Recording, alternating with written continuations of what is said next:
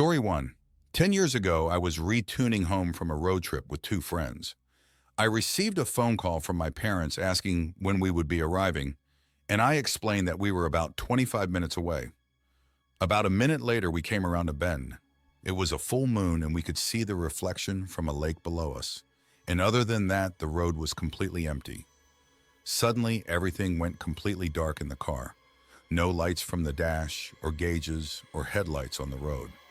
The music also stopped and restarted at the beginning of the CD we were listening to. There was now a vehicle pulled over by the police about 1/4 mile in front of us that hadn't been there a spilt second before. I assumed I had dozed off for just a second as it was late. I thought it was still quite peculiar though. After about a minute, the driver of the car tuned the music all the way down and said, "Did that just happen to anyone else?" The other passenger in the back seat sat forward abruptly and exclaimed, "I thought I just fell asleep." We then realized that the clock in the car was reading an hour later than it just had a minute before. To keep ourselves from freaking out, we decided that the car had possibly had a momentary electrical failure and reset the clock to an odd time, turned off the dash lights, headlights, and gauges, and restarted the CD player. But when we arrived home 25 minutes later, we were 1 hour late. I am missing an hour of my life, and to this day have no idea how it happened. Story 2. When I was a teenager, I had two really intense dreams one night. The first one was about an online friend of mine calling me to say she'd broken up with her boyfriend, and I sang a few lines of Seal's "Don't Cry" to her over the phone. The second dream was finding a real-life, friend-dead body floating in her bathtub. I didn't think anything of it up until I logged online that evening, and the online friend came online to tell me her boyfriend broke up with her. I immediately asked if I could call her, and she said no. I remember thinking that it meant something, like I could change it. Not long after, my phone rang, and it was real-life friend from the dream calling me. I was completely freaked at this point, but talked to her normally. She was just talking about school and shit. Up until I realized I heard a splash in the background. I asked her, "Are you in the tub?" And when she said yes, I felt like my heart had stopped. I asked her, "What did you do?" She didn't answer me right away, and then after a very long pause, she told me she'd taken an entire bottle of pills and chased it with mushrooms and vodka. She'd gotten scared waiting for it to hit her, so she called me so she'd hear someone's voice. I hung up and called 911. By the time they got there, she was unconscious but alive. Today, she's a mom to a beautiful little girl, and she's okay. Story 3. Not creepy, but so vivid and distinct that I still think about it years later. I had a subjectively long, involved dream where I was a vendor in a fish market. I remember getting up early, dressing, doing a whole morning routine, going to get tea, heading out to the docks, buying fish, loading them in a cart and going to get ice, then haggling for ice, buying some less fresh fish while I was at it, then going to a market to my stall, setting up and selling fish all day. It was so real. I talked to friends, smoked nasty cigarettes, haggled customers, ate lunch, had tea, and just lived through the day.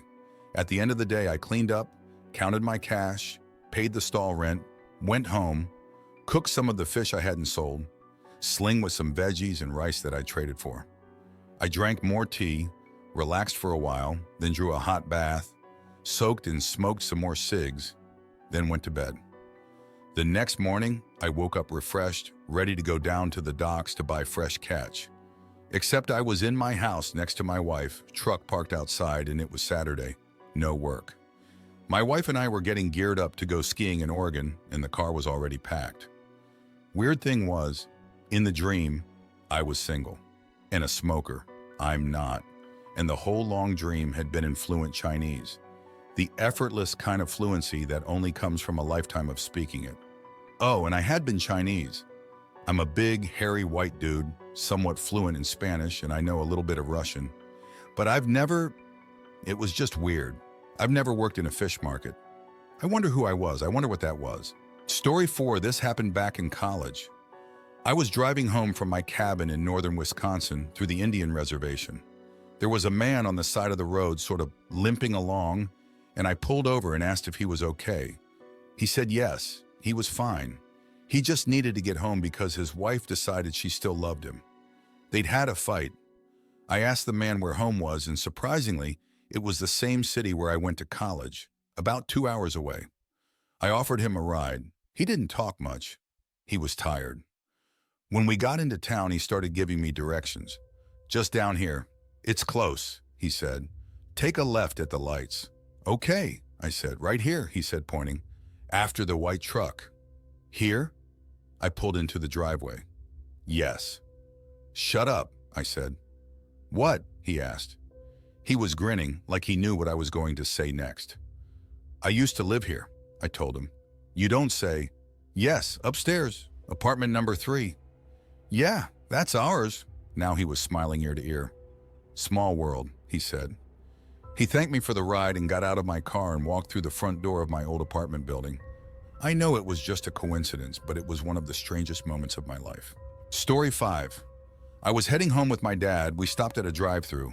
I start feeling more and more anxious for no reason, to the point where it makes lightheaded and sick to my stomach. We have to wait a little bit ahead because they gave us the order wrong.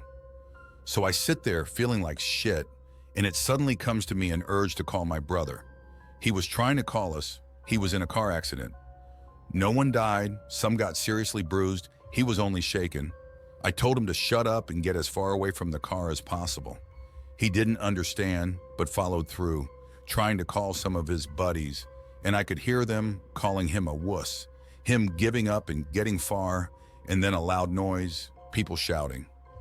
After the whole shit was over, he told me what happened. His drunk friend tried to impress some girls in the car, hit the gas, drifted, and hit the bottom of the car on some rocks, completely fucking with the engine. They stood near the car, the driver still inside trying to turn the engine back on. The hood burst in flames and the car started to burn fast. The driver managed to get away, but got severely hurt. Some of the guys and girls who stood around were hurt and burned too, but not as bad as the driver. My brother was the only one with light bruises from the whole thing. He told me that when I ordered him to get away from the car, he was in front of it, inches from the hood. I never experienced anything like this before and after, just this once. It's just a fucking weird memory. I don't remember what I was thinking. I remember it like watching a movie and seeing myself in everything from an outside angle. Story 6. I was catching a SkyTrain in one particular city about 15 minutes from where I get off. While I wait, there is a woman with glazed eyes asking people for money. She came up to me, stopped briefly, and asked, "Excuse me, could you spare some money? My brother is in the hospital, and I'd like some money to buy him some flowers." That's rich, I thought. Drug addicts are getting more and more obvious with their lines. Here's $5. Gave it to her without even looking her in the face, convinced of her intentions. Anyways, my train pulls up and I get on. I look through the glass at her walking around asking others for money as the train pulls away. The train arrives at the station 15 minutes later, and I walk down and out to the bus stop. There is only one bus the direction I'm going, and just my luck, it is there waiting when I get off the train. So on the bus, I hop and wait for the bus driver to finish reading his paper before the doors close and we embark down the highway. About 5-10 minutes traveling, the driver pulls over for a routine stop. The doors open, and to my complete astonishment, the woman from the SkyTrain walks into the bus, a dozen roses in hand.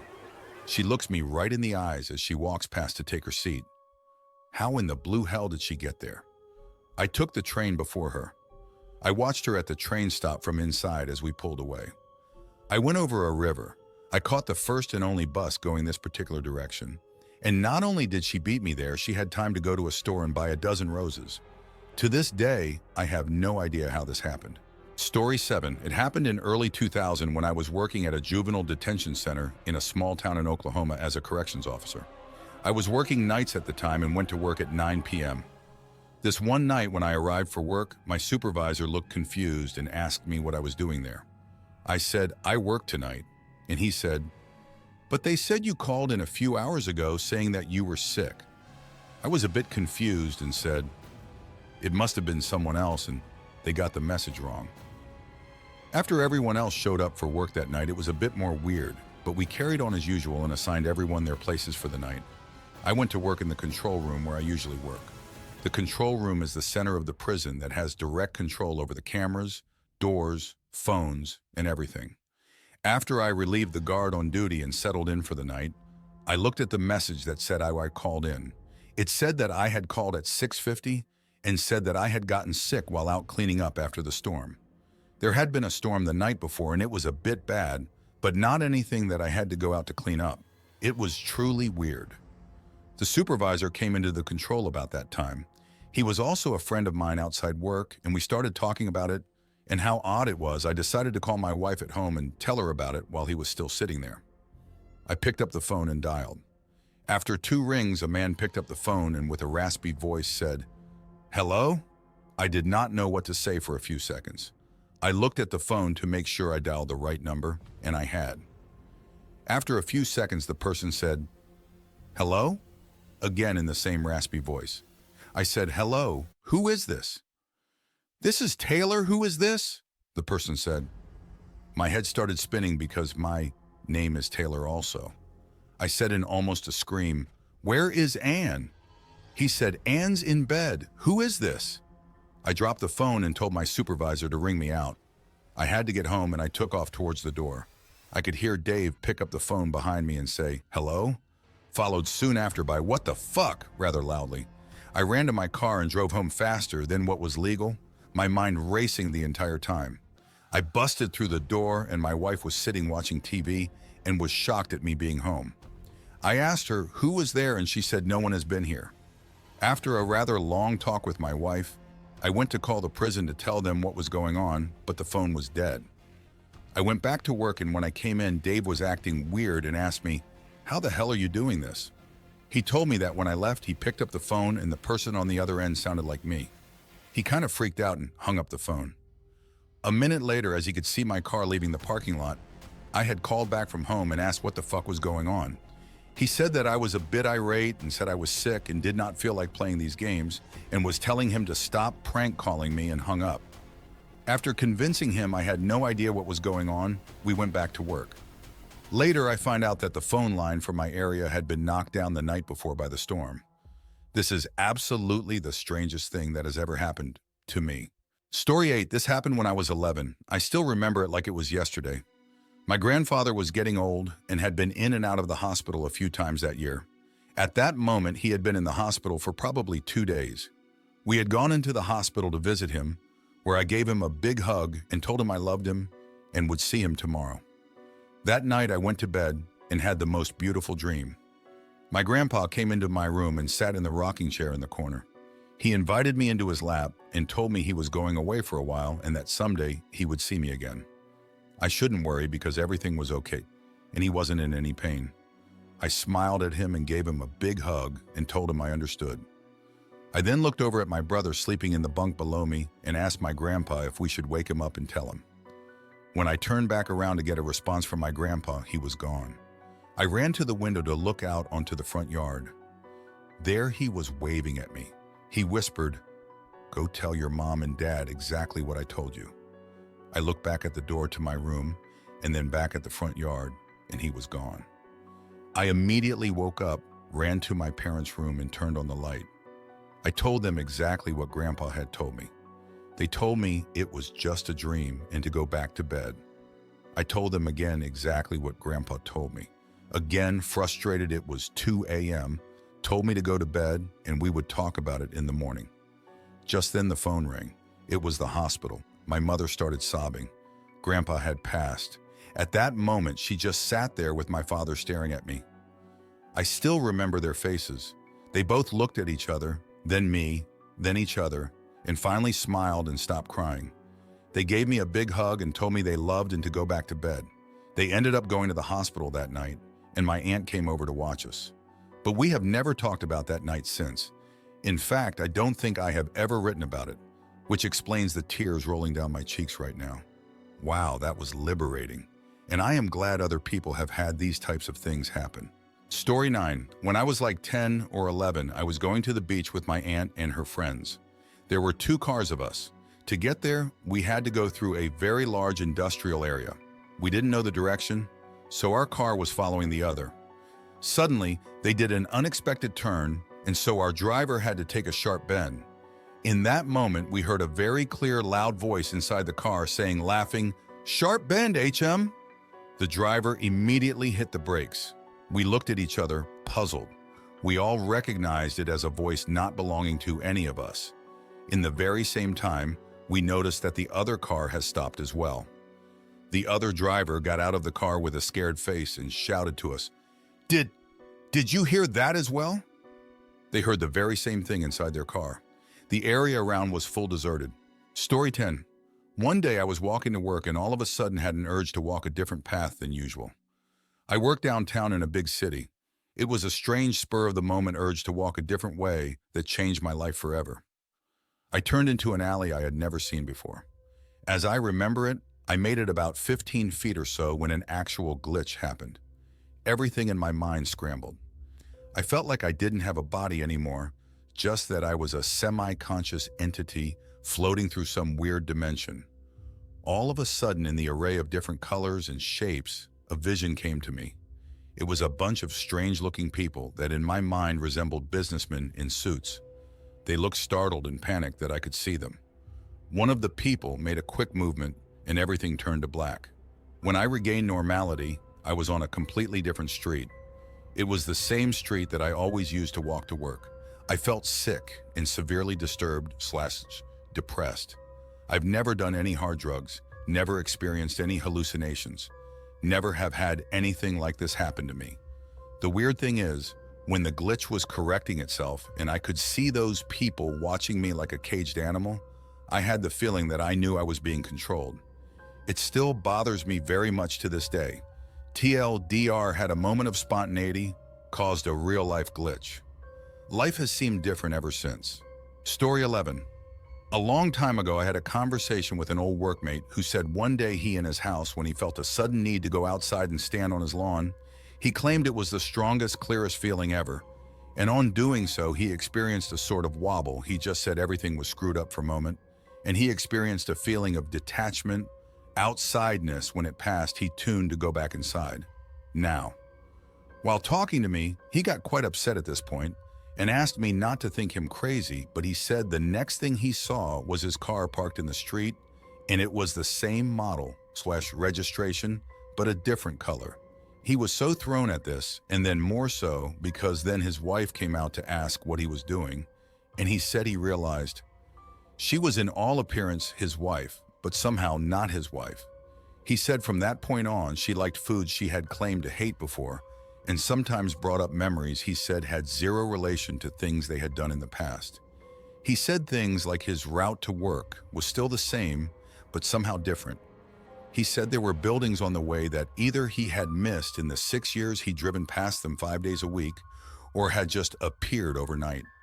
He even said some people he remembered from other departments in work had just vanished, and asking about them brought total incomprehension from other people.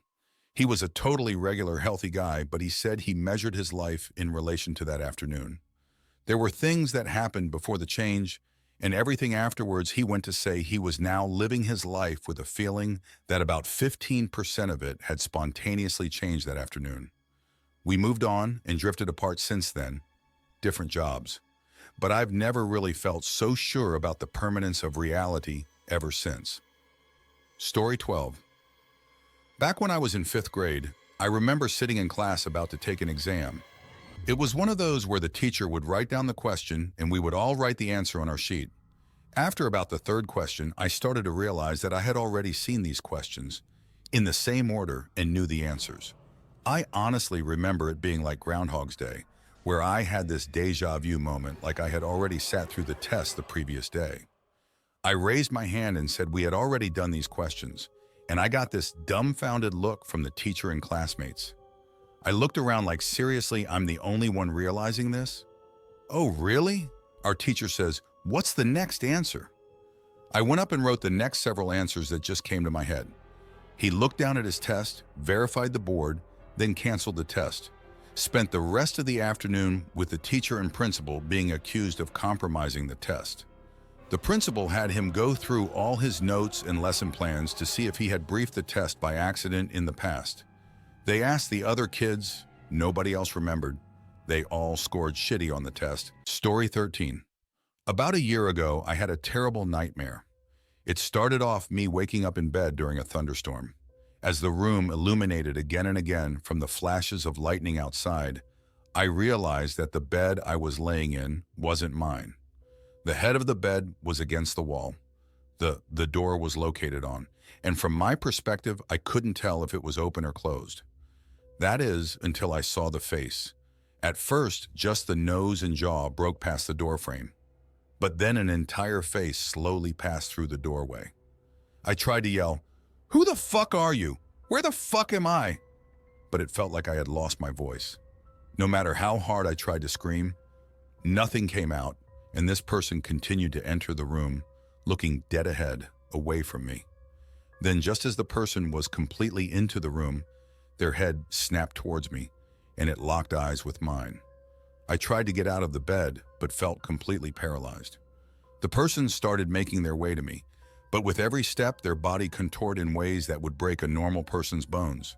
Their neck snapped so the back of their head touched their back, their jaw layer flat on their chest, their arms had broken at the shoulders and migrated to their back like wings. Just terrifying shit. And just before they reached me, I woke up. The next day I told my mom about it and went into great deal about the room. Turns out it was almost an exact copy of my room when I was a baby. We moved out of that house when I was super young, like I have no idea what the insides to any room look like. Just kind of weird, I guess. Thanks for watching. Don't leave before leaving a like to this video, also hit the subscribe button to support my work. And as always, have a horrific nightmare, my dear.